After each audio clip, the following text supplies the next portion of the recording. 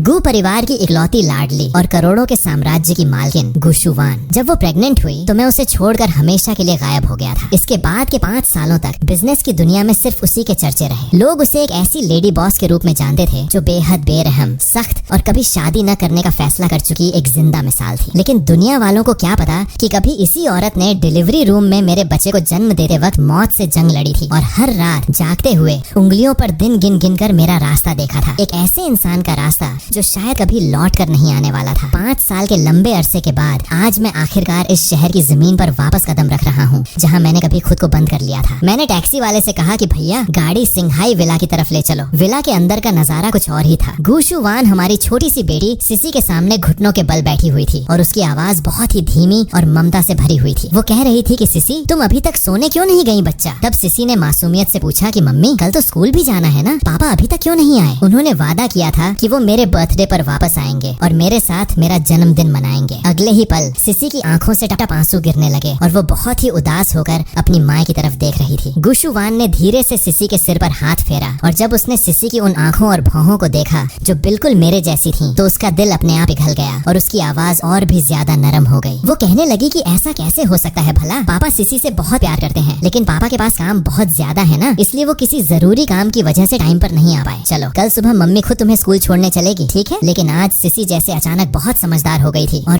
वो और जोर से रोने लगी कि तुम झूठ बोल रही हो, पापा मुझसे प्यार नहीं करते। बाकी सब बच्चों के पापा उन्हें स्कूल छोड़ने आते हैं, बस एक मेरे ही पापा हैं जो कभी नहीं आते। गुशु वान को समझ नहीं आ रहा था कि वो अपनी बेटी को कैसे दिलासा दे। बात तो सच ही थी, आज छन न तो उससे प्यार करता था और न ही अपने इस बच्चे से, जिस कड़वे सच को छोटी सी सिसी भी साफ साफ देख पा रही थी। बस एक वही थी जो इतने सालों से खुद को धोखे में रखे हुए थी। घर के पुराने मैनेजर वांग अंकल ने जब मुझे दरवाजे पर आकर खड़े देखा तो वो हैरान रह गए। उन्होंने देखा कि मैं चुपचाप खड़ा सिसी को रोते हुए देख रहा हूँ तो उनका दिल घबराहट से बैठने लगा। वो सोचने लगे कि दामाद जी तो पहले से ही सिसी को पसंद नहीं करते, ऊपर से ये बच्ची यहाँ रोकर तमाशा कर रही है। अगर दामाद जी गुस्सा हो गए तो क्या होगा। उन्होंने तुरंत माहौल को संभालने के लिए थोड़ा जोर से कहा कि दामाद जी आप आ गए, अंदर क्यों नहीं चलते। उनकी आवाज सुनते ही गुशु वान ने चौंक कर दरवाजे की तरफ देखा और उसे खुद भी अंदाजा नहीं था कि कब उसकी आंखों की वो सख्ती गायब हो गई और उनमें एक असीम चाह तैरने लगी। वो झटके से खड़ी हुई और तेजी से कदम बढ़ाती हुई मेरे सामने आ गई। उसने अचानक मुझे अपनी बाहों में भींच लिया और अपना सिर धीरे से मेरे सीने पर टिका दिया। उसने फुसफुसाते हुए पूछा कि क्या मैं कोई सपना तो नहीं देख रही। तब मेरी थोड़ी आलस भरी आवाज गूंजी कि गले मिल चुकी हो तो अब छोड़ोगी भी। तब जाकर गुशु वान ने भारी मन से अपनी पकड़ ढीली की। वो तुरंत शू रैक के पास गई, वहाँ से चप्पलें निकाली और नीचे बैठकर खुद मेरे पैरों में पहनाने लगी। ये सब वो इतने स्वाभाविक और सलीके से कर रही थी जैसे सालों से रोज करती आ रही हो। ये सब होने के बाद मैं बड़े बड़े कदम बढ़ाता हुआ सीधे लिविंग रूम की तरफ चला गया। वहाँ वो छोटी सी बच्ची खड़ी थी जिसका चेहरा रोने की वजह से लाल हो चुका था और जो अभी भी सिसकियां ले रही थी। पहले जब भी मैं इसे देखता था मुझे हमेशा गुशु वान का वो तथाकथित धोखा याद आ जाता था। गू सिसी का दुनिया में आना एक हादसा था और मुझे सच में नहीं पता था कि मैं इस बच्ची का सामना कैसे करूं। इसीलिए मैं इन सब चीजों से भागता रहा। पर आज मैंने थोड़ा रुक कर सोचा और कहा कि अब रोना बंद करो, देखो पापा वापस आ गए हैं। माना कि मेरी आवाज में थोड़ा रूखापन और हिचकिचाहट थी, लेकिन मेरे ये शब्द सुनते ही सिसी हैरान रह गई और रोना ही भूल गई। यहाँ तक कि पास खड़ी गुशु वान भी फटी आंखों से मुझे देखने लगी। मैंने खुद को सामान्य दिखाने के लिए झूठी खांसी तो गुशु वान अपनी हैरानी भूलकर तुरंत चिंता में डूब गई और पूछने लगी कि क्या हुआ, क्या सर्दी खांसी हो गई है। मैं अभी नौकरों से कहकर दवा मंगवाती हूँ। मैंने कहा कि नहीं, कोई जरूरत नहीं है, मुझे कोई सर्दी नहीं हुई है। मैंने सामने खड़ी उस नन्ही सी बच्ची को देखा जिसका चेहरा काफी हद तक गुशु वान से मिलता था लेकिन बेहद मासूम था। मेरी आंखों में भी थोड़ा प्यार उमड़ आया और मैं धीरे से घुटनों के बल नीचे बैठा और सिसी की आंखों में आंखें डालकर बेहद नरम आवाज में बोला कि तुम अब तक सोई क्यों नहीं। सिसी कहने लगी कि पापा मुझे आपकी बहुत याद आ रही थी। आज सिसी का बर्थडे है ना, आपने पहले कहा था कि आप मेरे बर्थडे पर मेरे साथ रहोगे, क्या आप भूल गए थे। मैंने कहा कि मैं भूला नहीं था, देखो मैं तुम्हारे लिए वक्त पर लौट आया हूँ ना, और हाँ मैं तुम्हारे लिए एक बहुत ही प्यारा सा बर्थडे गिफ्ट भी लाया हूँ, जरा देखो तो तुम्हें पसंद आता है या नहीं। ये कहते हुए मैंने बैग से गिफ्ट निकालकर छोटी सी सिसी के हाथों में दे दिया। ये देखकर तो गुशु वान की हैरानी का ठिकाना ही नहीं रहा क्योंकि उसका आज छन कभी सिसी से सीधे मुंह बात तक नहीं करता था। उसका बर्थडे याद रखना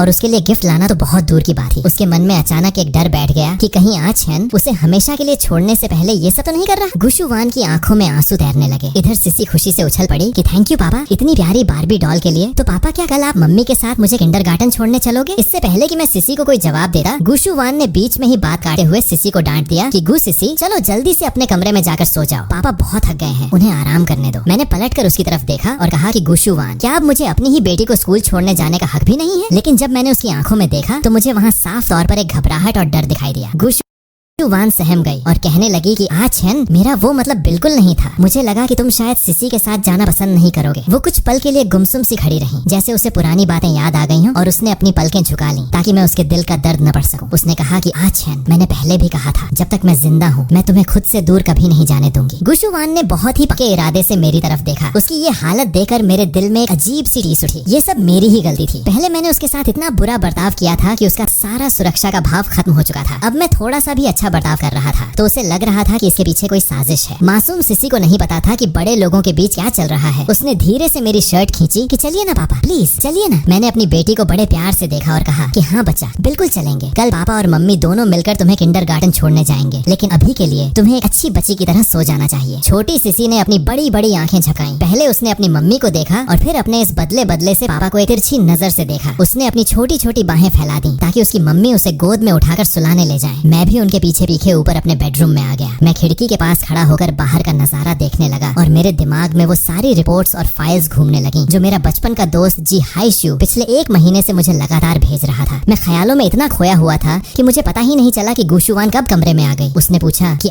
छेन, क्या सोच रहे हो? मेरी तंद्रा टूटी और मैंने पूछा कि कुछ नहीं। सिसी सो गई क्या? गुशुवान एक पल के लिए हकी बकी रह गई। उसने कभी उम्मीद नहीं की थी कि मैं सिसी के बारे में खुद आगे बढ़कर पूछूंगा। उसने संभलते हुए कहा कि हाँ, उसे एक कहानी सुनाई थी, वो अभी अभी सोई है। मैंने एक लंबी उबासी ली और सीधे बेड की तरफ बढ़ गया। गुशुवान परछाई की तरह मेरे पीछे पीछे आई, मानो अगर उसने एक पल के लिए भी नजर हटाई तो मैं हवा की तरह गायब हो जाऊंगा। बिस्तर पर लेटने के बाद भी मेरी आंखों से नींद कोसों दूर थी। मेरे ठीक बगल में गुशुवान लेटी हुई थी। हालांकि हम दोनों के बीच इतना फासला था कि एक पूरा इंसान और सो जाए, लेकिन अब हालात बदल चुके थे। जब से मुझे उस सच का पता चला था, मेरा दिल भारी रहने लगा था। गुशुवान ने इतने सालों तक मेरी दी हुई हर नफरत और गलतफहमी को चुपचाप सहा था, लेकिन कभी अपने बचाव में एक शब्द नहीं कहा था। ये सोचते ही मेरा दिल भर आया और मैं धीरे से सरककर गुशुवान की तरफ बढ़ा। मुझे पास आता देख गुशुवान ने आओ देखा न दाव तुरंत मुझे अपनी बाहों में समेट लिया। उसने मुझे बहुत कसकर पकड़ा, लेकिन अगले ही पल शायद उसे डर लगा कि मुझे बुरा लगेगा, तो उसने तुरंत अपनी पकड़ ढीली कर दी और पूछा कि छेन, क्या हुआ? क्योंकि पहले मैं कभी खुद से उसके करीब नहीं जाता था। मैंने थोड़ा हक जताते हुए कहा कि क्यों, क्या सिर्फ तुम्हें ही ये हक है कि मेरे सोने के बाद मुझे चुपके से गले लगाओ? क्या मैं तुम्हें गले लगाकर नहीं सो सकता? जैसे ही ये शब्द मेरे मुंह से निकले, मुझे तुरंत पछतावा हुआ कि मेरी ये जबान भी ना कभी ढंग से बात करना नहीं सीख सकी। गुशुवान ने हड़बड़ाकर सफाई दी कि नहीं नहीं, बिल्कुल सो सकते हो छेन, तुम जैसे चाहो वैसे मुझे पकड़ सकते हो। I am sorry. मैं तो बस बहुत ज्यादा खुश हो गई थी। उसकी बात सुनकर मेरा दिल और भी ज्यादा दुखने लगा। गलती मेरी थी। इतने सालों तक उसे गलत समझने वाला मैं था और यहाँ वो मुझसे माफी मांग रही थी। मैंने गुशुवान को और भी कसकर अपने सीने से लगा लिया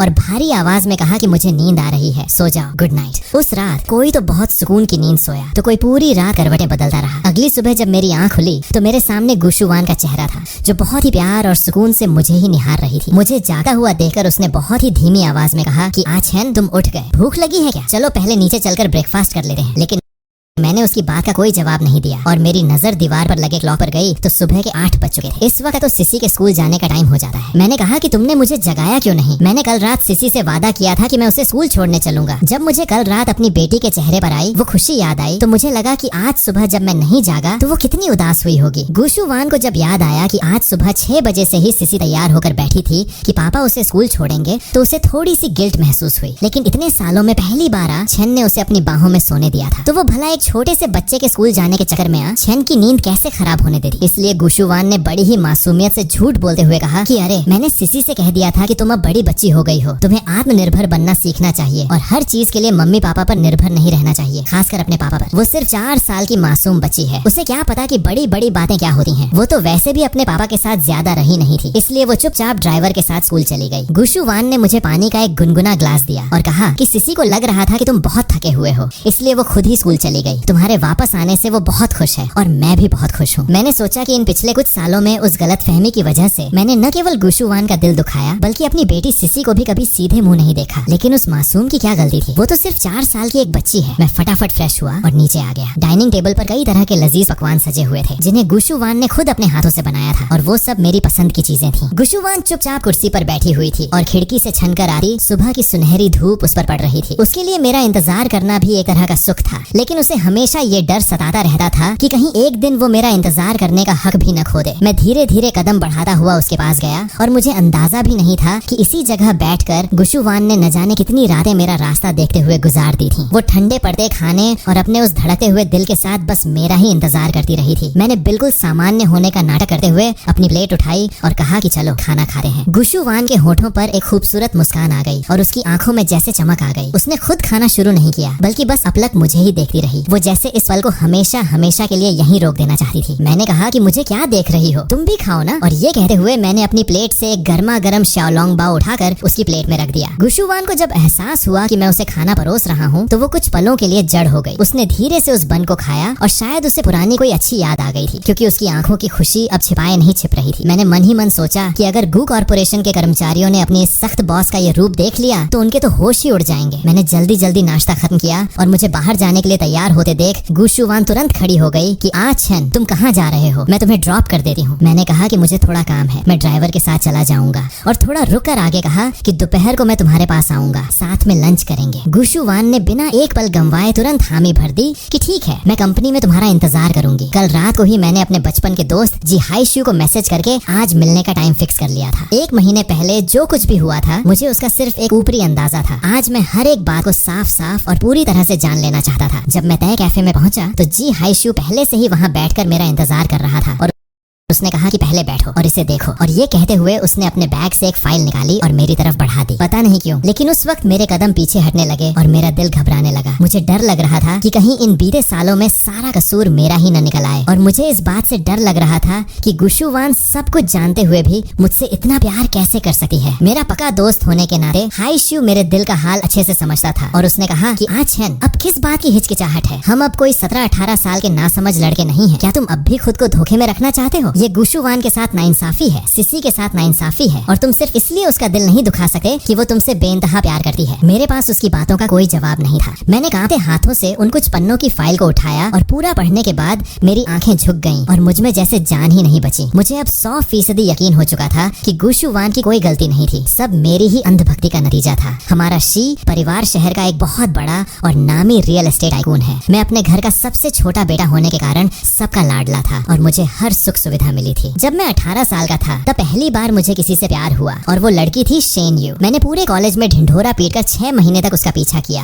और आखिरकार उसे पटा ही लिया। शेन यू एक सिंगल मदर की बेटी थी और बहुत गरीब परिवार से थी। उसने मुझे कभी अपने पिता के बारे में कुछ नहीं बताया था और मुझे लगा कि शायद ये कोई निजी मामला होगा, इसलिए मैंने भी कभी ज्यादा कुरेदने की कोशिश नहीं की। मैं उससे पहली बार तब मिला था जब वो एक मॉल के बाहर धूप में खड़े होकर पर्चे बांट रही थी। उसे अपना बनाने के बाद मुझे हमेशा उसकी आर्थिक स्थिति की चिंता रहती थी, इसलिए मैंने अपनी बड़ी बहन के हाथ पैर जोड़कर शेन यू को हमारी कंपनी के हेडक्वार्टर में एक अच्छी पोस्ट पर रखवा दिया। शुरुआत में मुझे डर था कि कहीं उसका स्वाभिमान आहत न हो जाए, इसलिए मैंने बहुत हिचकिचाते हुए उसे ये बात बताई थी। शेन यू ने तब मुझे बहुत कसकर गले लगाया था और कहा था कि वो कंपनी में जी जान से काम करेगी और खुद को साबित करके दिखाएगी। उसे सच में अपनी काबिलियत दिखाने के लिए एक बड़े प्लेटफॉर्म की जरूरत थी और उस वक्त हमारे परिवार में कोई भी हमारे इस रिश्ते के पक्ष में नहीं था। लेकिन शेन यू वाकई में बहुत होशियार निकली और धीरे धीरे उसने अपने काम से सबका मुंह बंद कर दिया। यहाँ तक कि मेरे कड़क मिजाज पिता भी कभी कभी उसकी तारीफ करते थकते नहीं थे और कहते थे कि शेन यू को देखकर उन्हें अपने जवानी के दिनों की याद आती है। मेरे पिता अब बूढ़े हो रहे थे, इसलिए उन्होंने धीरे धीरे कंपनी का कंट्रोल अपनी बड़ी बेटी और शेन यू के हाथों में सौंपना शुरू कर दिया। कंपनी भी मेरी बड़ी बहन और शेन यू की लीडरशिप में दिन दूनी रात चौगुनी तरक्की कर रही थी। खासकर शेन यू ने अपने कमाल के बिजनेस सेंस से कई बड़े प्रोजेक्ट्स अकेले अपने दम पर पूरे किए और कंपनी को नई ऊंचाइयों पर पहुंचा दिया। लेकिन कहते हैं ना कि वक्त के साथ इंसान की नीयत बदलते देर नहीं लगती, या शायद वो शुरुआत से ही गलत थी। 1 महीने पहले जब हाईशू ने मुझे ये सब साफ साफ बताया था तब मुझे उसकी बातों पर भरोसा नहीं हुआ था। मुझे पता था कि हाईशू मुझसे झूठ नहीं बोलेगा, बस उस वक्त पुख्ता सबूत हाथ नहीं आए थे। क्योंकि मैं अपनी आंखों से देखे बिना यकीन करने को तैयार नहीं था, इसलिए आज हाईशू ने सारे सबूत मेरे सामने रख दिए थे। मैं बाहर से तो बिल्कुल शांत रहकर वो कागजात देखता रहा, लेकिन मेरी उंगलियां अंदर ही अंदर कांप रही थी। मैं सच में प्यार में अंधा हो गया था। गुशुवान ने कभी कुछ गलत नहीं किया था, ये तो मैं था जो उसके बेइंतहा प्यार का फायदा उठाकर अपनी हर नाकामी और गुस्से का ठीकरा उसके सिर पर फोड़ता रहा। हाईशू ने पूछा कि कि आचन तो अब आगे का क्या प्लान है तुम्हारा? क्या इन इतने सालों में तुम्हें गुशुवान से थोड़ा सा भी प्यार नहीं हुआ? मैंने कहा कि गुशुवान 7 साल पहले आंधी की तरह मेरी जिंदगी में आई थी, लेकिन मैंने हमेशा अपने चारों तरफ एक दीवार खींच कर रखी थी। शायद अगर 5 साल पहले वो एक रात का हादसा न हुआ होता तो आज हमारी बेटी सिसी भी दुनिया में नहीं होती, और शायद मैं अब तक न जाने कितने पैंतरे आजमा कर उससे तलाक ले चुका होता। गुशुवान अब मेरी जिंदगी का एक बहुत अहम हिस्सा बन चुकी है, लेकिन ये अहमियत रोमांस या प्यार वाली नहीं है। मैंने उसके साथ बहुत बुरा किया है। मैं बस अब बची हुई जिंदगी में उसे वो हर खुशी देना चाहता हूँ जिसकी वो हकदार है। और सिसी, मैं पहले एक अच्छा पिता बनना सीखना चाहता हूँ। हाइशू ने मेरी शक्ल देकर भांप लिया कि मेरे दिल में गुशुवान के लिए वो प्यार अभी भी नहीं जागा है। उसने कहा कि चलो छोड़ो, तुम इतने सालों बाद वापस आए हो, इन उदास बातों को बंद करते हैं। वैसे भी औरतें चीज ही ऐसी होती हैं। उसकी ये बात सुनते ही मैं समझ गया कि उसका अपनी गर्लफ्रेंड लू छिंग छिंग के साथ फिर से झगड़ा हुआ है। हाइशू पिछले कई सालों से लू छिंग छिंग को पागलों की तरह चाहता था। उसका दिल सिर्फ उसी के लिए धड़का था। कुछ समय पहले ही उसने छिंग छिंग को प्रपोज किया था और उसने हाँ भी कह दिया था, लेकिन उसने इस रिश्ते को दुनिया के सामने मानने से मना कर दिया और उनकी लव लाइफ बिल्कुल एक सीक्रेट अफेयर जैसी चल रही थी। यही वजह थी कि हाइशू को गुशुवान की हालत देखकर उस पर तरस आता था। वो हमेशा गुशुवान को एक बेचारी सताई हुई बहू की तरह देखता था और मुझे एक नंबर का जालिम पति समझता था। उसने गुस्से में मेरी तरफ देखकर कहा कि तुम मर्दों का ना कोई भरोसा नहीं होता, सब एक जैसे होते हैं। मेरे चेहरे पर 12 बज गए और मैंने कहा कि भाई तू खुद क्या मंगल ग्रह से आया है, तू भी तो मर्द ही है ना। वापस लौटने वक्त रास्ते में मेरी नजर एक बुटीक के शोरूम पर गई और खिड़की पर टंगी एक बेहद खूबसूरत व्हाइट ड्रेस ने मेरा ध्यान खींच लिया। मैं बिना सोचे समझे दुकान के अंदर गया और उसे खरीद लिया, क्योंकि मुझे लगा कि गुशुवान पर यह सफेद रंग बहुत खिलेगा। मैंने इतने सालों तक उसे बहुत दर्द दिया है, अब मैं बस छोटी छोटी चीजों से उसकी जिंदगी को संवारना चाहता था। मैंने अपनी घड़ी देखी तो दोपहर के 12:30 होने वाले थे। मैंने जल्दी से हाइशू को बाय कहा और गाड़ी को गू कॉर्पोरेशन की तरफ भगा दिया, क्योंकि मुझे शुवान के साथ लंच करना था। जब मैं कंपनी की बिल्डिंग में पहुंचा तो करीब 1 बज रहे थे। जैसे ही मैंने ग्राउंड फ्लोर के लॉबी में कदम रखा, मुझे वहाँ उनके सेक्रेटरी असिस्टेंट चेन दिखाई दिए, जो बेचारे वहाँ चक्कर काट रहे थे। मुझे देखते ही उनकी आंखों में चमक आ गई और वो भागते हुए मेरे पास आए कि दामाद जी आप आ गए। मैम ऊपर ऑफिस में सुबह से आपका रास्ता देख रही हैं। असिस्टेंट चेन ने राहत की सांस लेते हुए अपने माथे का पसीना पोंछा। मैंने कहा कि चलिए ऊपर चलते हैं, और मेरे होठों पर एक हल्की सी मुस्कान आ गई। वो मुझे लेकर सीधे पर्सनल लिफ्ट की तरफ बढ़े। ये पहली बार नहीं था जब मैं इस ऑफिस में आ रहा था, लेकिन हाँ, पुरानी यादें बहुत ही कड़वी और डरावनी थी। उस वक्त हमारी नई नई शादी हुई थी और मुझे इस शादी से नफरत थी। मुझे पक्का यकीन था कि शेन्यू के साथ जो कुछ भी हुआ उसके पीछे इसी गुशुवान की चाल थी। मैं रोज यहाँ आकर तमाशा करता था, चिल्लाता था और उससे तलाक की भीख मांगता था। कंपनी का बच्चा बच्चा जानता था कि मेरा गुस्सा कितना खतरनाक है। जब आज लोगों ने मुझे नीचे लॉबी में देखा तो उनके चेहरों के रंग ऐसे उड़ गए जैसे उन्होंने साक्षात यमराज को देख लिया हो। उन्हें लगा होगा कि आज फिर ये आदमी यहाँ कोई नया हंगामा खड़ा करने आया है। खैर, मैं इन सब बातों को सोच ही रहा था कि लिफ्ट ऑफ फ्लोर पर रुक गई। मैंने धीरे से कैबिन का दरवाजा खोला तो सामने गुशुवान अपनी आलिशान कुर्सी पर बैठी हुई थी। उसकी भौहें थोड़ी सिकुड़ी हुई थीं और वो गुमसुम सी अपनी उंगली से टेबल को कुरेद रही थी। उसे देखकर ऐसा लग रहा था जैसे उसे किसी गहरी उदासी और अकेलेपन ने घेर रखा हो, और मेरा दिल अजीब सी बेचैनी से भर गया। लेकिन जैसे ही गुशुवान की नजर मुझ पर पड़ी, उसकी आंखों में जैसे पूरी कायनात के तारे टिमटिमा उठे और वो बेहद दीवानगी और प्यार से मुझे देखने लगी। मैं अक्सर उसकी आंखों में देखने से बचता था, क्योंकि मुझे डर लगता था कि कहीं मैं उसके इस प्यार के समंदर में हमेशा के लिए डूब न जाऊं। मैंने पूछा कि क्या सोच रही थी आप? मैं अंदर आ गया और आपको पता तक नहीं चला? क्या आपको लग रहा था कि मैं झूठ बोलकर नहीं आऊंगा? पकड़े जाने के डर से गुशुवान ने शर्माकर अपना सिर नीचे झुका लिया। मेरा दिल किया कि मैं आगे बढ़कर उसके बिखरे बालों को सहला दूं, लेकिन हमारे मौजूदा रिश्तों को देखते हुए ये कदम थोड़ा ज्यादा हो जाता। मैंने खुद से कहा कि चलो धीरे धीरे सब ठीक हो जाएगा, जल्दबाजी करने की जरूरत नहीं है। मैंने आगे कहा कि मैं अपने दोस्त हाइशू से मिलने चला गया था, इसलिए थोड़ा लेट हो गया, पर जब मैंने कहा है कि साथ लंच करेंगे तो करेंगे। अगर तुम यूं मुंह फुलाकर बैठोगी तो मैं अभी वापस चला जाऊंगा। मैं तो बस उसे थोड़ा डराने के लिए पीछे मुड़ने का नाटक कर रहा था, लेकिन गुशुवान ने आव देखा न ताव झटके से आगे बढ़कर मेरा हाथ पकड़ लिया और उसने मेरी कमर के चारों तरफ अपनी बाहें लपेट ली कि आचन प्लीज मत जाओ, तुमने वादा किया था कि तुम मेरे साथ लंच करोगे। उसकी आवाज में एक छोटे बच्चे जैसी मासूमियत थी। मैंने कहा कि अच्छा बाबा छोड़ो मुझे, मैं कहीं नहीं जा रहा, जरा इसे खोल कर देखो, तुम्हें पसंद आता है या नहीं। ये पहली बार था जब मैंने अपनी मर्जी से उसके लिए कोई गिफ्ट खरीदा था और वो पूरी तरह से शौक थी कि ये पैकेट उसके लिए है। उसने कांपते हाथों से उस बैग को लिया, उसके होठों पर एक प्यारी सी मुस्कान खिल गई और अंदर एक बेहद खूबसूरत सफेद रंग की सिल्क ड्रेस थी। उसने कहा कि थैंक यू आचन, ये बहुत सुंदर है, और वो मेरा हाथ पकड़कर सीधे कैबिन के अंदर बने पर्सनल रेस्टरूम की तरफ ले गई। मैं अभी सोच ही रहा था कि ये मुझे यहाँ क्यों लाई है, तभी गुशुवान ने मेरे सामने ही अपने कोट के बटन खोलना शुरू कर दिए। उसका ये कातिलाना अंदाज देखकर मेरे दिमाग की बत्ती गुल हो गई कि कहीं ये लड़की मुझे रिझाने की कोशिश तो नहीं कर रही। मैंने घबरा कर कहा कि ये तुम क्या कर रही हो, ये तुम्हारा ऑफिस है। कमरे में उसकी एक हल्की सी खिलखिलाहट गूंजी कि तुम भी ना क्या क्या सोचते रहते हो आचन, मैं तो बस इस ड्रेस को पहनकर तुम्हें दिखाना चाहती हूँ। उसने आगे कहा कि आचन जरा पीछे से इसकी डोरी बांधने में मेरी मदद कर दोगे? मैंने मन ही मन खुद को कोसा कि मैं कितना डरपोक हूँ और थोड़ा रुखाई से कहा कि मुझे ये सब करना नहीं आता, तुम खुद ही कर लो। हालांकि मेरी आवाज में वो दम नहीं था। सच तो ये था कि मुझे लड़कियों के कपड़े संभालना अच्छे से आता था। जब मैं शेन यू के साथ था तो मैं उसकी हर छोटी बड़ी चीज का ख्याल रखता था। लेकिन जब मैंने देखा कि गुशु वान के चेहरे की वो खुशी अचानक गायब होने लगी है तो पता नहीं मेरे अंदर से क्या आवाज आई। मैंने कहा कि अच्छा लाओ मैं ट्राई करता हूँ। गुशु वान का चेहरा तुरंत खिल उठा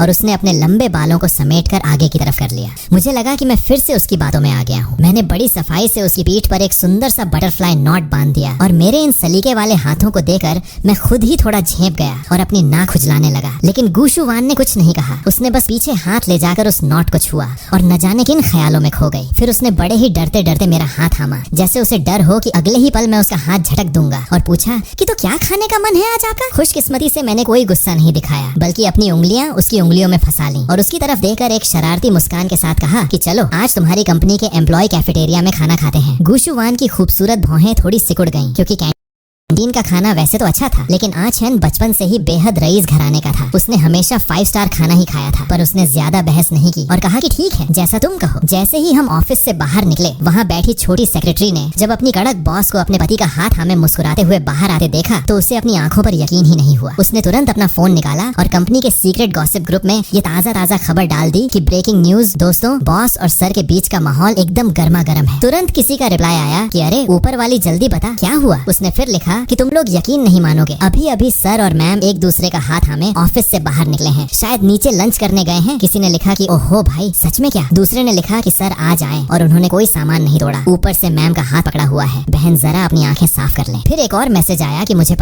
पता है आज असिस्टेंट चेन सुबह से नीचे लॉबी में खड़े किसी का वेट कर रहे थे। पक्का बॉस ने ही उन्हें सर को रिसीव करने भेजा होगा। वैसे सर है तो बहुत हैंडसम। इधर उनके कर्मचारी फोन पर उंगलियां तोड़ रहे थे और उधर दुनिया से बेखबर गुशु वान कैंटीन के काउंटर पर मेरे साथ खड़ी खाना सेलेक्ट कर रही थी। जब उसने देखा कि मैं चिली चिकन और ब्रोकोली के बीच कंफ्यूज हूँ तो उसने हाथ के इशारे से काउंटर वाले से कहा कि ये सब दे दो और साथ ही मेरी पसंद की 2-4 और डिशेस और एक हेल्दी सूप भी ऑर्डर कर दिया। जब मैंने अपनी प्लेट देखी तो उसमें सिर्फ और सिर्फ मेरी पसंद की चीजें भरी पड़ी थी और उसमें गुशु वान की पसंद का एक भी दाना नहीं था। मुझे काउंटर पर यूं खड़ा देखकर उसने पूछा कि क्या हुआ, कुछ और भी खाने का मन है क्या? उसे अच्छे से याद था कि उसके आ छेन को खाने में क्या क्या पसंद है। मैंने काउंटर वाली आंटी से थोड़ा जोर से कहा कि आंटी एक प्लेट शाओलोंग बाओ भी दे देना। गुशु वान एक पल के लिए चौंकी। उसे समझ नहीं आया कि मैं ये क्यों मंगवा रहा हूँ, लेकिन उसकी आंखों में खुशी साफ दिख रही थी। मैंने उससे पूछा कि मैंने देखा है कि तुम्हें ये बन्स बहुत पसंद है, क्या आज खाने का मन नहीं है? आज सुबह जब मैंने उसे अपने हाथ से बन खिलाया था तो वो कितनी खुश हुई थी। उसने कहा कि पसंद है, मुझे बहुत पसंद है, और उसने मेरी तरफ देखा। उसकी आंखों में एक ऐसी गहरी भावना थी जिसे मैं पूरी तरह समझ नहीं पा रहा था। क्योंकि हम आम कैंटीन में बैठे थे इसलिए आसपास के टेबल पर बैठे लोग हमारे ही बारे में फुसफुसा रहे थे और कानाफूसी कर रहे थे। गुशु वान को ये सब बर्दाश्त नहीं हुआ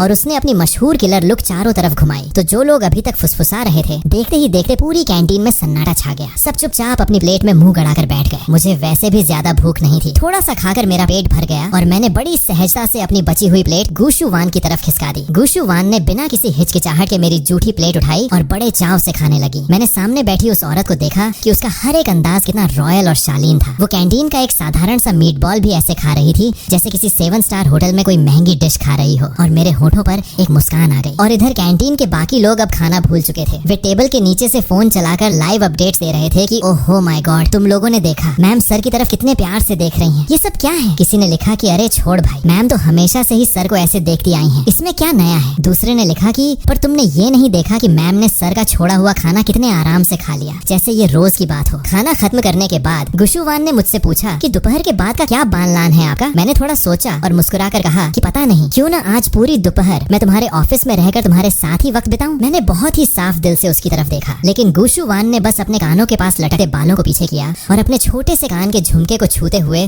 बहुत ही धीमी आवाज में बुदबुदाया कि इस बार तुम्हें मुझसे क्या चाहिए आचन? मैंने अपना सिर झुका लिया। वाकई मैं कुछ ज्यादा ही जल्दी कर रहा था। मैं तो बस उसके साथ अच्छा बर्ताव करना चाहता था। मैंने कहा कि मैं बस थोड़ा थक गया हूँ और आराम करना चाहता हूँ। उसके बाद शाम को मुझे सिसी को स्कूल से पिक करने जाना है। क्या मैं इतना भी नहीं कर सका? जैसे ही उसने सुना कि मैं थक गया हूँ, उसने अपनी सारी शंकाएं किनारे रख दी और कहा कि चलो मेरे पर्सनल कैबिन कैबिन के रेस्ट रूम में चलकर थोड़ी देर सो जाओ, ठीक है? गुशुवान ने तुरंत असिस्टेंट चेन से कहकर मेरे पसंद के स्नैक्स और जूस मंगवा दिए और मैं अंदर बेड पर आराम से बैठ गया और चिप्स खाते हुए अपने फोन में नॉवल पढ़ने लगा। मैंने देखा कि गुशुवान के अंदर बाहर जाकर काम करने की कोई इच्छा नहीं दिख रही थी, वो बस मुझे ही देखे जा रही थी। तो मजबूरन मुझे ही कहना पड़ा कि तुम यहाँ खड़ी खड़ी मुझे क्या घूर रही हो, तुम्हारा कोई काम वाम नहीं है क्या? क्या बड़ी कंपनियों के सीईओ इतने ही वेले होते हैं? बेचारी गुशुवान को भारी मन से बाहर अपने कैबिन में जाना पड़ा, लेकिन बाहर जाते वक्त उसने रेस्ट रूम का दरवाजा पूरा बंद नहीं किया, थोड़ा खुला छोड़ दिया ताकि वो अपनी वर्किंग टेबल पर बैठे बैठे भी सिर्फ एक बार सिर उठाकर मुझे अंदर देख सके। और मैं तो अपने फोन के नॉवल में इतना खोया था कि मेरा ध्यान इस तरफ गया ही नहीं। मुश्किल से 20 मिनट भी नहीं हुए होंगे कि पढ़ते पढ़ते मुझे नींद आ गई। गुशुवान दबे पांव अंदर आई और उसने बड़े प्यार से मुझ पर कंबल ओढ़ा दिया और सोते हुए मेरे चेहरे को देखकर वो खुद को रोक नहीं पाई। उसने झुककर धीरे से मेरे माथे को चूमा और फिर चुपचाप बाहर जाकर अपनी फाइल्स निपटाने लगी। जब मेरी आंख खुली तो कमरे के भारी पर्दे गिरे हुए थे और अंदर पूरा अंधेरा था। मैंने फोन चालू करके टाइम देखा तो शाम के 4 बजने वाले थे। मुझे याद आया कि मुझे सिसी को स्कूल से लाने जाना है, इसलिए मैं तुरंत बेड से उतरा। गुशुवान ने जैसे ही मुझे बाहर आते देखा वो 2-3 कदमों में मेरे सामने आ गई कि उठ गए तुम, थोड़ी देर और सो जाते। मैंने हंसते हुए कहा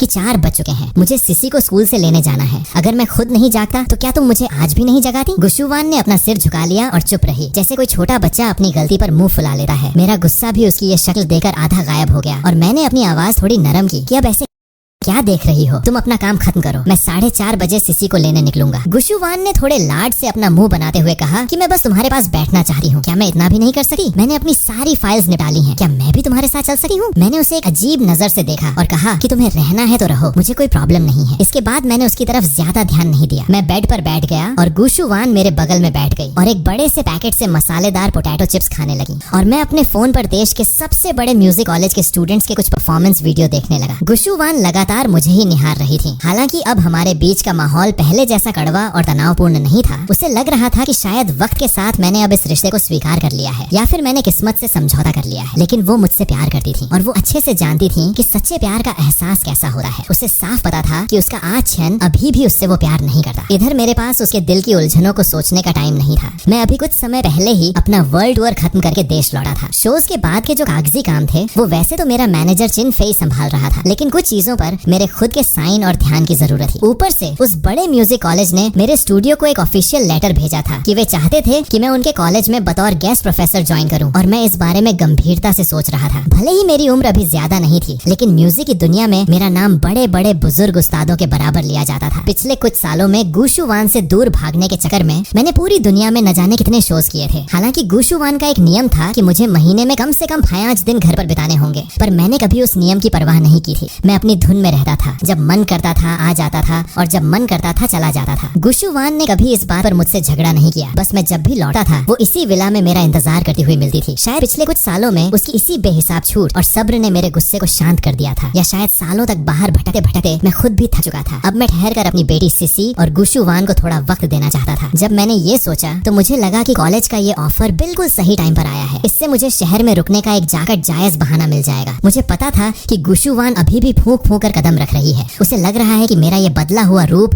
मेरे किसी नए ड्रामे का हिस्सा है। मैंने बड़ी चालाकी से अपना सिर थोड़ा सा टेढ़ा किया। वो मेरे ठीक बगल में बैठी हुई थी और मेरा सिर बिल्कुल सहजता से उसके कंधे पर जाकर टिक गया। ये मौका मेरे लिए एकदम परफेक्ट था। मैंने बड़े ही सुकून से अपना सिर उसके कंधे पर थोड़ा और सटाया और अपने फोन में वीडियो देखता रहा। इधर गुशुवान के दिल में जैसे मिश्री घुल गई हो। उसने सोचा कि चलो छोड़ो, अगर वो मुझसे प्यार नहीं भी करता तो क्या हुआ, मेरा प्यार ही हम दोनों के लिए काफी है। गुशुवान अक्सर बंद आंखों से ऐसे ही हसीन ख्वाब देखा करती थी कि एक शांत दोपहर हो, कमरे में हल्की सी धूप हो और मैं उसके बगल में बैठकर उसके कंधे पर सिर रखकर सुस्ता रहा हूँ। वो कुछ न करे, बस मुझे देखती रहे। लेकिन अफसोस ये हसीन पल बहुत छोटा निकला। इससे पहले कि वो इस सुख को पूरी तरह महसूस कर पाती, मेरे फोन के अलार्म ने सारा मजा किरकिरा कर दिया और गुशुवान के माथे पर गुस्से की लकीरें उभर आईं। वो बिल्कुल सपाट चेहरा बनाकर मुझे देखने लगी तो मैंने झटके से अलार्म बंद किया और उसे आंखें दिखाते हुए कहा कि क्या हुआ, अगर मैं अलार्म नहीं लगाता और हमें देर हो जाती तो क्या होता। गुशुवान ने हार मानकर एक लंबी सांस ली और खड़ी हो गई। उसने मेरा हाथ पकड़ा और हम दोनों केबिन से बाहर आ गए कि चलो चलें, उस छोटे से कबाब में हड्डी को लेने चलते हैं। बाहर केबिन के पास बैठी सेलेक्टेड सेक्रेटरी ने जैसे ही बॉस को मेरे साथ बाहर आते देखा वो तुरंत सावधान होकर बैठ गई, लेकिन उसकी तिरछी नजरें अभी भी हम पर ही थी। जब उसने हमारे उन आपस में जुड़े हाथों को देखा तो उसके मन ने कहा कि वाह भाई वाह, सर आज सच में बिना कोई तोड़ फोड़ किए आए हैं। और हाँ, ये बात तो सच है कि जब भी सर घर लौटते हैं मैम ऑफिस से बिना देर किए भाग खड़ी होती हैं। इधर किंडरगार्टन के क्लासरूम में गु सिसी अपनी बेंच पर बैठी टीचर की तरफ देख रही थी। ऊपर से तो वो बहुत सीरियस लग रही थी पर उसका दिमाग कहीं और ही भटक रहा था। सिसी ने एक ठंडी सांस ली कि पापा कल रात आए थे, उन्होंने उसका बर्थडे मनाया और गिफ्ट भी दिया, लेकिन पापा ने सुबह स्कूल छोड़ने का वादा किया था और वो फिर से भूल गए। लंच ब्रेक के दौरान क्लास के कई बच्चों ने सिसी को बर्थडे गिफ्ट दिए। सिसी की अपनी क्लास में अच्छी बनती थी क्योंकि वो दिखने में बहुत प्यारी थी और बच्चे उससे दोस्ती करना चाहते थे, लेकिन कुछ ऐसे भी थे जो उससे जलते थे। जीनान नाम की एक लड़की हमेशा से सिसी से चिढ़ती थी क्योंकि क्लास के सारे लड़के सिसी के आसपास ही मंडराते रहते थे। उसे लगता था कि सिसी का कट हेयर और अंदाज लड़कियों जैसा नहीं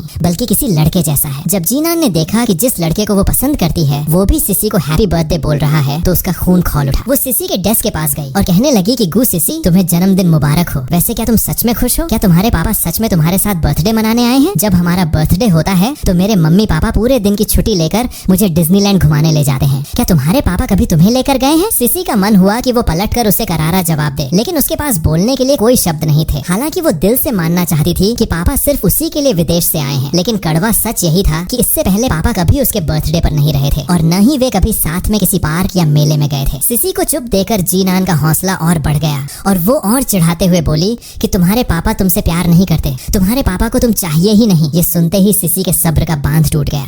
उसने जोर से धक्का देकर जीनान को जमीन पर गिरा दिया और दोनों आपस में गुत्थम गुत्था हो गईं। जीनान तो भौंचकी रह गई। उसे अंदाजा नहीं था कि सिसी इतना तगड़ा पलटवार करेगी, क्योंकि इससे पहले जब भी कोई उसे चिढ़ाता था वो चुपचाप सिर झुका लेती थी। आसपास के बच्चों ने दौड़कर दोनों को अलग किया और कुछ बच्चे भागकर टीचर को बुलाने चले गए।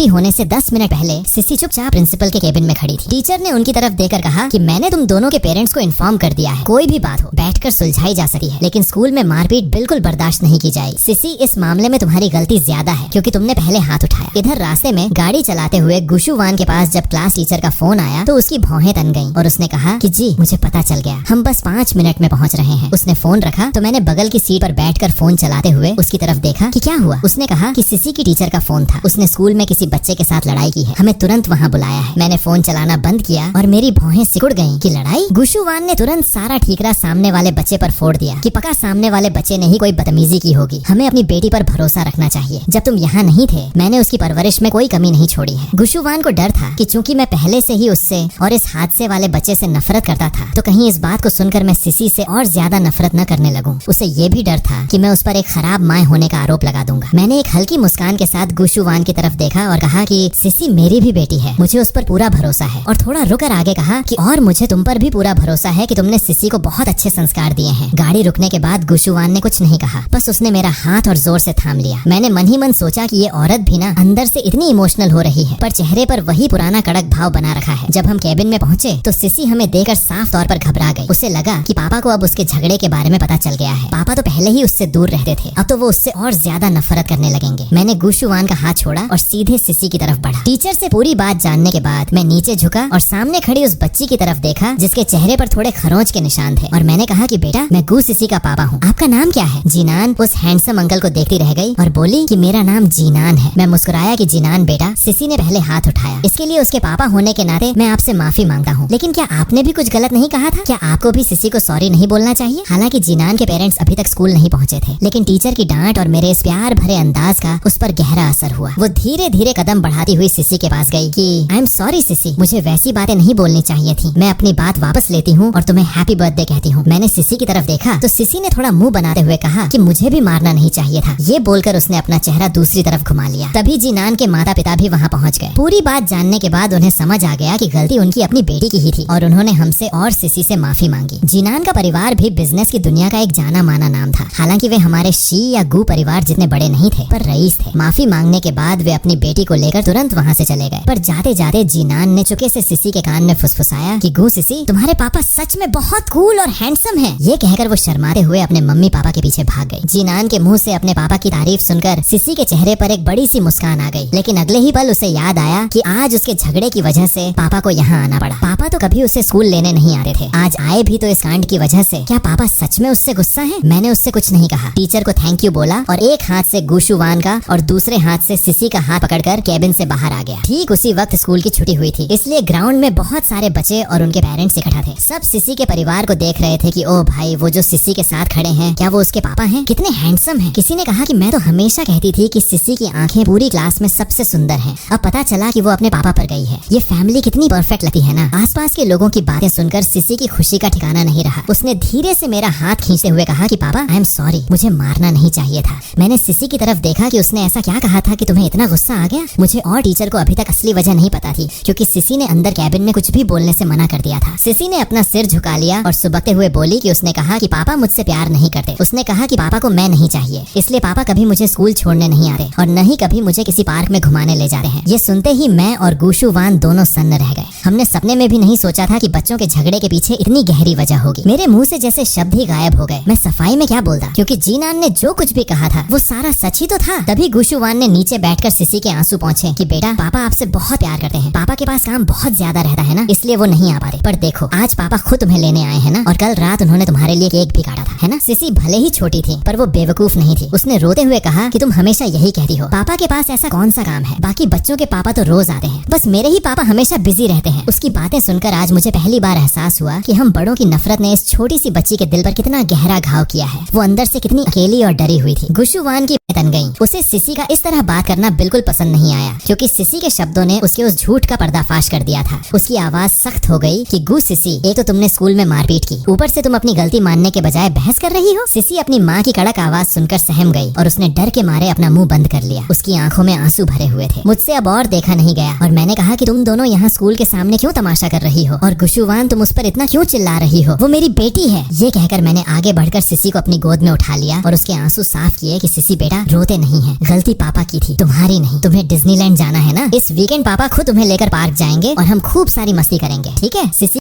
की आंखों में चमक आ गई कि सच्ची पापा, तो इसका मतलब आप इस पूरे हफ्ते घर पर ही रहोगे, बाहर किसी शो के लिए नहीं जाओगे। गुशु वान भी उत्सुकता से मेरी तरफ देखने लगी। मैं जब भी विदेश से लौटा था, मुश्किल से 2-3 दिन रुका था और फिर किसी नए कॉन्सर्ट के लिए उड़ जाता था। इस बार मैं कितने दिन रुकने वाला था? मैंने कहा कि हाँ बच्चा, पापा अब काफी समय तक यहीं घर पर रहेंगे और रोज तुम्हें स्कूल छोड़ने और लेने आएंगे। सिसी ने खुशी के मारे मेरी गर्दन में अपनी दोनों बाहें डाल दी। फिर उसने धीरे से मेरे कान में कहा कि पापा, आप मुझे नीचे उतार दो, मैं बहुत भारी हूँ, आप थक जाओगे। सच कहूँ तो वो कोई इतनी मोटी नहीं थी, पर हाँ, 4 साल के बच्चे को इतनी देर गोद में उठाने की मुझे आदत नहीं थी, इसलिए मेरे हाथ थोड़े दर्द करने लगे थे। मैंने उसे नीचे उतार दिया। घर लौटने के बाद सिसी का मूड एकदम 7वें आसमान पर था। वो मेरा हाथ खींचकर अपने टॉय रूम की तरफ ले जाने लगी। इधर गुशु वान भी भूखे शेरों की तरह मेरी तरफ देख रही थी। तो मैंने अपने दिल को थोड़ा कड़ा किया और कहा कि गुशु वान, मुझे आज तुम्हारे हाथ का बना हुआ खाना खाना है। तुम प्लीज किचन में जाकर मेरे लिए कुछ अच्छा सा बनाओगी, मुझे बहुत भूख लगी है। गुशु वान ने मुझे एक शिकायती नजर से देखा, पर उसके पास हाँ कहने के अलावा कोई रास्ता नहीं था। जाते जाते उसने सिसी को आंखों ही आंखों में एक इशारा किया तो सिसी ने अपनी गर्दन सिकाई और मेरा हाथ पकड़कर ऊपर ले गई। ऊपर एक बहुत ही बड़ा प्ले रूम था जिसे गुशु वान ने खुद डिजाइन किया था। वहाँ दुनिया भर के महंगे और शानदार खिलौने भरे पड़े थे। मैंने सिसी के कमरे में बैठकर पहले उसका होमवर्क करवाया और फिर उसके साथ मिलकर लेगो ब्लॉक से एक बड़ा सा घर बनाया। कुछ ही देर में गुशु वान ने आवाज दी कि डिनर तैयार है। जब मैं नीचे आया और टेबल पर सजी डिशेस देखी तो मेरी बाँछें खिल गईं। हर चीज में लाल मिर्च और मसाले साफ दिख रहे थे। पास में एक ग्लास लेमन जूस भी रखा था। मेरे चेहरे की ये खुशी देखकर गुशु वान का दिल भी सुकून से भर गया। इतने सालों तक जिन सूनी रातों में उसने मेरा रास्ता देखा था, आज जैसे उन सारी रातों का हिसाब चुका हो गया था। खाना खाने के बाद गुशु वान मेरे पीछे पीछे बेडरूम की तरफ आने लगी। अचानक उसके कदम ठिठक गए, पर उसने खुद को संभाला और बिल्कुल नॉर्मल होने का नाटक करते हुए आगे बढ़ी। तभी पीछे से सिसी की जोरदार आवाज गूंजी कि पापा, मुझे सोने से पहले कहानी कौन सुनाएगा? आपने वादा किया था। उसने बहुत ही उदास सा चेहरा बनाकर आगे कहा कि बाकी सब बच्चों के पापा उन्हें सुलाते वक्त स्टोरी सुनाते हैं, बस एक मैं ही हूँ। मैं अपनी बेटी का ये रोतलू चेहरा कभी बर्दाश्त नहीं कर पाता था। मेरा दिल पिघलकर पानी पानी हो जाता था। मैं जैसे ही हाँ कहने वाला था, गुशु वान ने तुरंत बाजी मार ली कि आज क्षण तुम दिन भर के थके हुए हो, पहले जाकर फ्रेश हो जाओ, मैं सिसी को सुलाकर आती हूँ। चलो सिसी बेटा, आज मम्मी आपको एक बहुत ही जादुई कहानी सुनाएगी। गुशु वान का चेहरा थोड़ा सा सीरियस था। वो बस मुझे देख रही थी। सिसी ने अपनी बड़ी बड़ी आंखों से मेरी तरफ देखा और पूछा कि पापा, जो बात आपने शाम को स्कूल के बाहर कही थी, क्या वो सच है ना? मुझे एक पल के लिए समझ नहीं आया कि ये किस बारे में बात कर रही है। मेरा दिमाग ब्लैंक हो गया। जब मैंने देखा कि सिसी की आंखों की वो चमक फिर से फीकी पड़ने लगी है तो मुझे तुरंत याद आया आया कि ये छोटी नौटंकी वीकेंड पर डिज्नीलैंड जाने की बात कर रही है। मैंने कहा कि हाँ बच्चा, बिल्कुल सच है, पापा खुद तुम्हें लेकर जाएंगे। गुशु वान के चेहरे पर भी एक सुकून की लहर दौड़ गई। उसे लगा था कि मैंने शाम को सिसी को चुप कराने के लिए बस ऐसे ही झूठ बोल दिया था। उसे उम्मीद नहीं थी कि मैं सच में जाने के लिए तैयार हो जाऊंगा। उसने मन ही मन सोचा कि क्या आज छन सच में हमारे साथ जाएगा। जब मैं शावर लेकर बाहर आया तो गुशु वान पहले से ही चेंज करके बेड पर बैठी हुई थी। वो किसी गहरे सोच में डूबी थी। मैंने यूं ही बात शुरू करने के लिए पूछा कि तो आज कौन सी कहानी सुनाई उसे। गुशु वान ने आगे बढ़कर मुझे गले लगा लिया और अपना चेहरा मेरी गर्दन में छिपा लिया।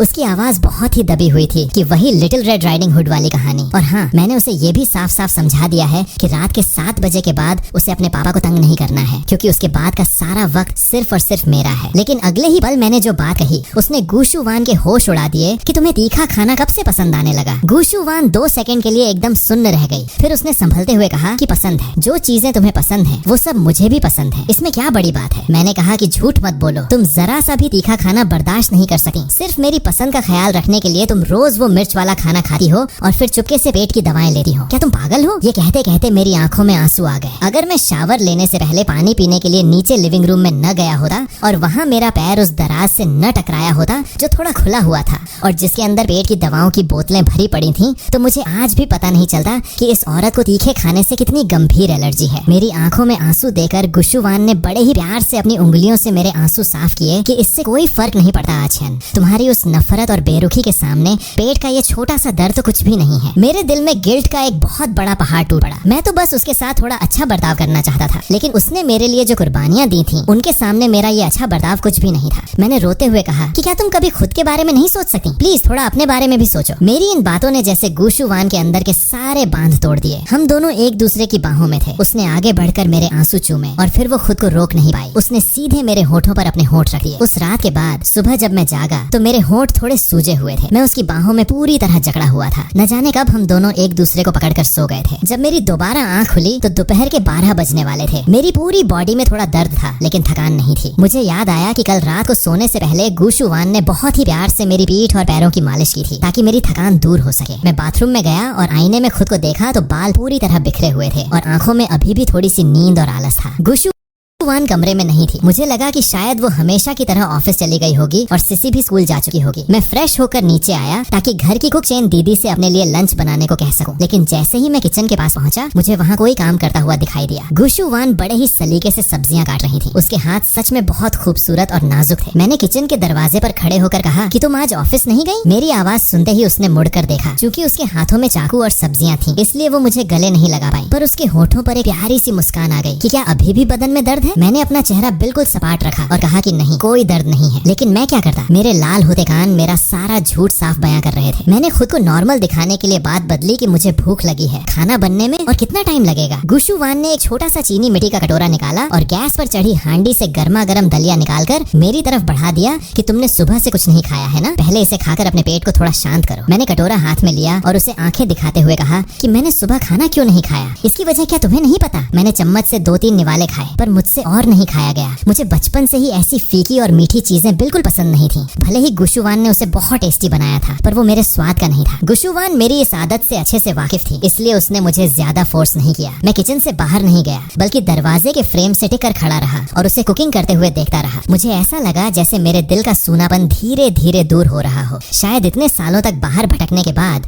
मैं भी अब एक सच्चे घर की कमी महसूस कर रहा था। मैंने थोड़ा रुकर बात शुरू की कि गुशु वान, मैंने डिसाइड किया है कि अब मैं अपना सारा फोकस अपने देश पर ही रखूंगा। इस महीने की 17 तारीख से मैं उस म्यूजिक कॉलेज में बतौर प्रोफेसर ज्वाइन कर रहा हूँ। अब मैं विदेश के शोज बहुत कम कर दूंगा। ये सुनते ही सब्जी काटते हुए गुशु वान के हाथ अचानक रुक गए। वो धीरे से मुड़ी। उसकी पीठ मेरी तरफ थी पर उसकी आवाज में एक अजीब सी कपकपाहट और डर था कि क्यों? क्या इसलिए कि वो अब जेल से बाहर आने वाली है? क्या तुम दोनों मुझसे दूर भागने की तैयारी कर रहे हो? मैं उसके इस बदले हुए सुर को समझ नहीं पाया और मैंने कहा कि अरे ऐसा कुछ नहीं है, मैं बस इन शोज और ट्रैवलिंग से थोड़ा थक गया हूँ और सिसी भी अब बड़ी हो रही है, मैं उसके साथ थोड़ा वक्त बिताना चाहता हूँ, आखिर वो मेरी भी बेटी है ना? गुशु वान ने एक गहरी राहत की सांस ली और धीरे से मेरी तरफ घूमी कि सिसी तो बस कल स्कूल में उस लड़की की बातों में आ गई थी। वो वैसे बहुत समझदार है और कभी जिद नहीं करती। मैं उसे और अच्छे से समझा दूंगा। तुम्हें इसके लिए अपने करियर से समझौता करने की कोई जरूरत नहीं है। इससे पहले कि वो अपनी बात पूरी करती, मैंने गुस्से में उसकी बात काट दी कि गुशु वान, सिसी अभी सिर्फ 4 साल की है। इस उम्र में बच्चे को अपने बाप के साथ की सबसे ज्यादा जरूरत होती है। मैंने कहा ना कि मुझे तुम पर पूरा भरोसा है कि तुमने उसे अच्छे संस्कार दिए हैं, पर मैं नहीं चाहता कि मेरी बेटी बड़ी होकर तुम्हारी तरह एक सख्त और भावनाहीन बर्फ का टुकड़ा बने। जब मैंने देखा कि मेरे थोड़ा डांटने पर उसका चेहरा एकदम उतर गया है तो मैंने अपनी आवाज थोड़ी धीमी की कि मैंने कल रात को भी तुमसे कहा था कि तुम्हें अपनी लाइफ में जो कुछ भी चाहिए तुम मुझसे बेझिझक मांग सकती हो।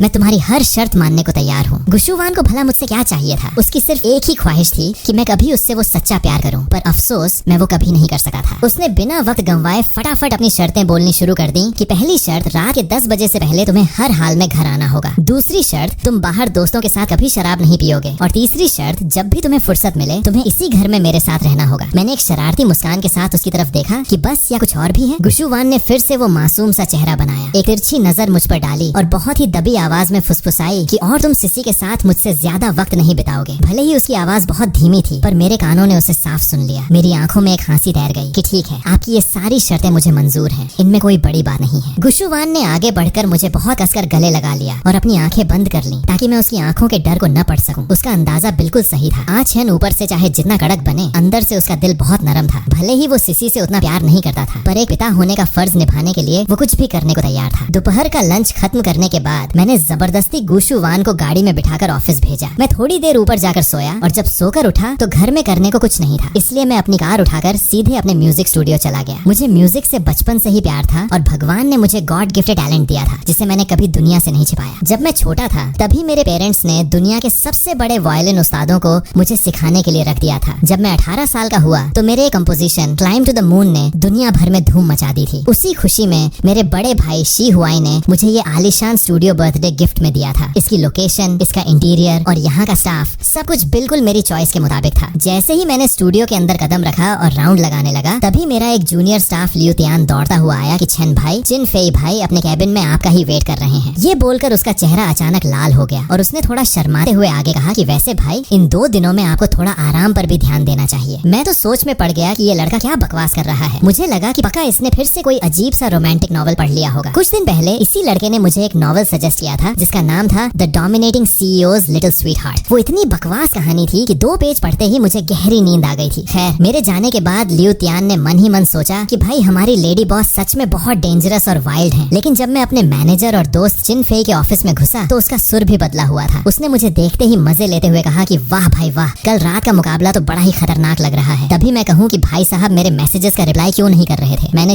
चिढ़कर कहा कि तुम लोग आज बहकी बहकी बातें क्यों कर रहे हो? तुम्हारे और उस लियू तियान के दिमाग का कोई स्क्रू ढीला हो गया है क्या? चिन फेई ने एक शरारती हंसी के साथ टेबल के दराज से एक छोटा सा आईना निकाला और सीधे मेरी गर्दन के पास अड़ा दिया। हालांकि मेरी शर्ट का कॉलर काफी ऊंचा था पर फिर भी गर्दन पर बने वो लाल लव बाइट साफ दिखाई दे रहे थे जो कल रात के तूफान की गवाही दे रहे थे। मेरा चेहरा शर्म से लाल हो गया पर मैंने खुद को संभाला और उसका हाथ झटकते हुए कहा कि बकवास बंद करो और काम की बात करो। मुझे यहाँ क्यों बुलाया? चिन फेई ने शिकायत की कि अरे देखो तो सही, सारा काम मुझ अकेले के सिर पर छोड़कर खुद मजे उड़ा रहे हैं, ऊपर से रोब भी झाड़ रहे हैं। मैंने अपनी नाक खुजलाते हुए थोड़े दबे सुर में कहा कि अरे यार भाई के काम नहीं आएगा तो कौन आएगा? तू ही तो मेरा इकलौता सहारा है। चिन फेई और मैं यूनिवर्सिटी के दिनों से दोस्त थे। वो मेरे अमीर दोस्त हाइशू जैसा नहीं था। फेई एक बहुत ही पिछड़े और गरीब गाँव से ताल्लुक रखता था। जब उसने 12वीं पास की तो उसके घर वालों ने साफ कह दिया कि उनके पास उसे कॉलेज पढ़ाने के पैसे नहीं है। पर फेई ने हार नहीं मानी। वो घर से भागकर इस बड़े शहर में आ गया और दिन में पार्ट टाइम जॉब्स करके और रात में पढ़ाई करके उसने अपनी डिग्री पूरी की। उसका सेल्फ रेस्पेक्ट बहुत ऊंचा था और उसका बिजनेस सेंस और काम करने का तरीका इतना कमाल का था कि हर कोई उसका लोहा मानता था। हमारी दोस्ती भी एक बड़े ही अजीब हादसे की वजह से हुई थी जब मैंने उसकी एक बड़ी मुसीबत में मदद की थी। वो तब की बात है जब मेरा गुशुवान के साथ बड़ा झगड़ा हुआ था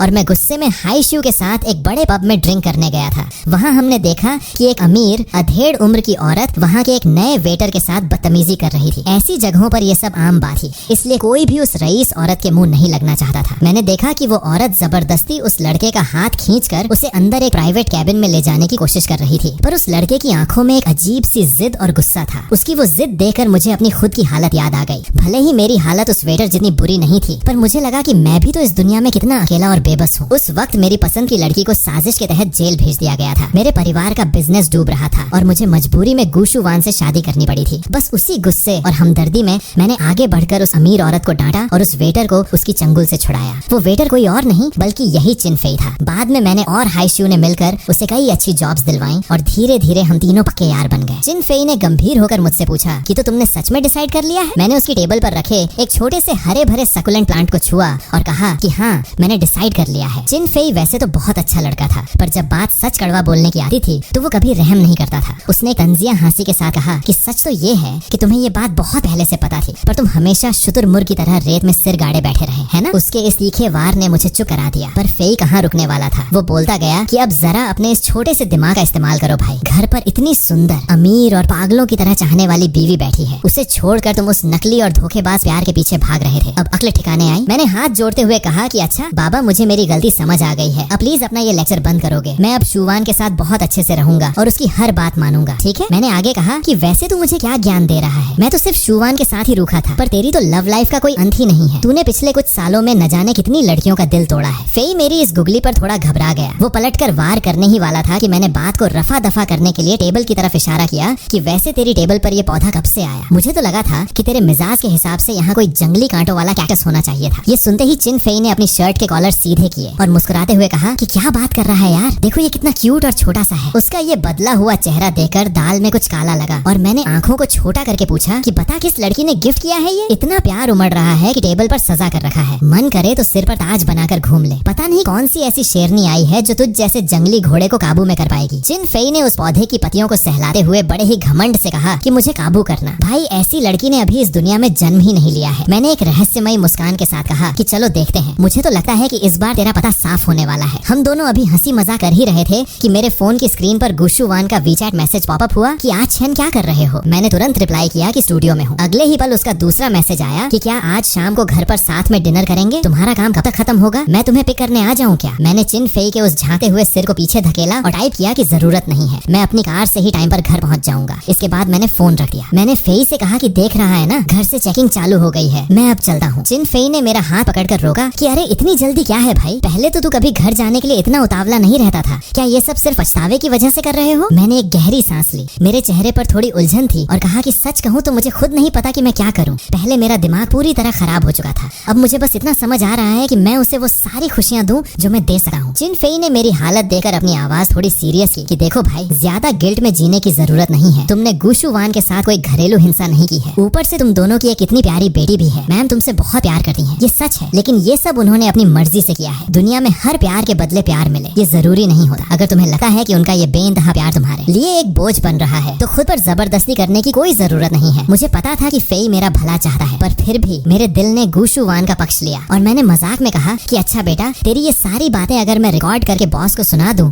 तो वो तुझे कंपनी से लात मारकर बाहर निकाल देंगी। याद रख, तेरी सैलरी गु कॉर्पोरेशन से आती है। चिन फेई ने तुरंत हार मान ली और मुझे जाने के लिए कहा, लेकिन जैसे ही मैं दरवाजे के पास पहुंचा, उसने पीछे से आवाज दी कि ओह हाँ, वो चू शियांग फिर से कोई नया तमाशा कर रहा है। कल एयरपोर्ट पर कुछ मीडिया वालों ने तुम्हारी और उसकी एक जैसी ड्रेस में फोटोज क्लिक की थी और वो सोशल मीडिया पर ट्रेंड कर रहा था, पर मैम ने बहुत तेजी से एक्शन लेते हुए उस खबर को इंटरनेट से पूरी तरह हटवा दिया। बॉस की स्पीड सच में कमाल की है। मैंने बिना पीछे मुड़े सिर्फ हवा में हाथ हिलाया और बेहद लापरवाही से कहा कि एक छोटा सा जोकर है वो, अगर उसे खुद की बेइज्जती कराने का इतना ही शौक है तो मैं क्यों रोकूं? चू शियांग पिछले 2 सालों में म्यूजिक की दुनिया में उभरता हुआ एक नया वायलिन प्लेयर था। वो भी मेरी तरह वायलिन बजाता था। माना कि उसका टैलेंट मेरे आसपास भी नहीं था, पर हाँ, उसका चेहरा काफी चॉकलेट बॉय जैसा हैंडसम था, इसलिए लड़कियों में उसकी अच्छी फैन फॉलोइंग थी। घर लौटते हुए कार में मैंने सोचा कि चिन फेई की बातें कुछ हद तक सही भी थी और कुछ हद तक गलत भी। प्यार वाकई जबरदस्ती नहीं किया जा सकता, लेकिन जब आपने किसी बेकसूर इंसान को इतने सालों तक गलत समझा हो तो दिल में पछतावा होना लाजमी है। मैंने एक ठंडी सांस ली। गुशुवान ने मेरे लिए अपनी सारी रईसी और घमंड को ताक पर रख दिया था।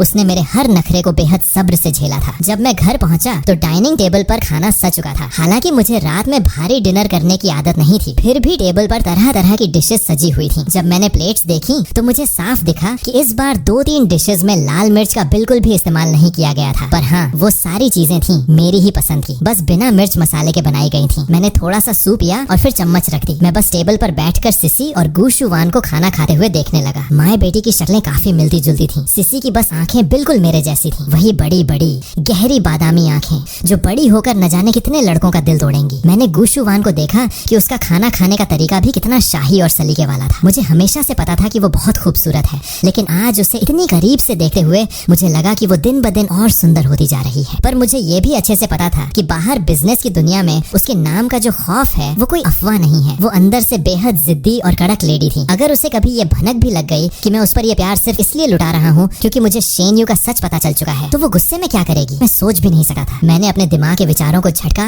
और बड़ी ही सहजता से अपनी प्लेट से एक पीस उठाकर गुशुवान की प्लेट में रख दिया। तो गुशुवान एक पल के लिए रुकी, फिर उसने उस पीस को ऐसे खाया जैसे वो दुनिया का सबसे स्वादिष्ट अमृत चख रही हो। बगल में बैठी सिसी ने जब ये देखा तो उसने भी तुरंत अपनी छोटी सी प्लेट मेरी तरफ खिसका दी कि मुझे क्यों भूल गए पापा। मैं हंसा और मैंने एक फ्राइड विंग उठाकर उसकी प्लेट में रख दिया। तब जाकर उस नन्ही जान के चेहरे पर खुशी आई। डिनर के बाद मैं ऊपर बेडरूम में आ गया। भले ही मैं रोज खुद से कहता था कि मुझे परफेक्ट हस्बैंड और फादर बनना है, पर इतने सालों की आजाद लाइफ के बाद इस रोल में ढलना थोड़ा मुश्किल हो रहा था। खुशकिस्मती से उन दोनों ने मुझ